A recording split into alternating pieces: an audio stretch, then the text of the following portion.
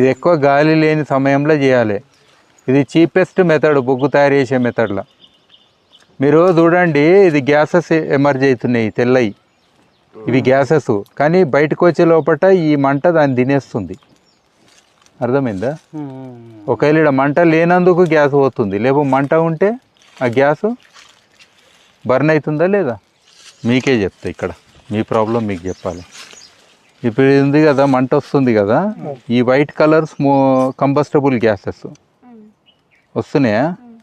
అయితే మంట ఏం చేస్తుంది, ఆ గ్యాస్ బయటకు పోయే లోపల పొయ్యి తినేస్తుంది. కంబషన్ చేస్తుందా లేదా, అది అర్థమైంది కదా. సో కిందికి పోతుంది ఇది. దీన్ని టీఎల్యూడి మెథడ్ అంటారు. బొగ్గు తయారు చేసేది. నీళ్ళు పట్టుకరా పోండి, ఏడున్నాయి నీళ్ళు, మళ్ళీ మొత్తం గాలి బూడిదవుతుంది. నీళ్ళు ఒక బకెట్ ఆయన ఏడుండి, ఇంతకుముందు ఒక అతను ఉండే కదా, ఆయనకి చెప్పండి ఒక సగం బకెట్ నీళ్ళు అన్నదేంటి.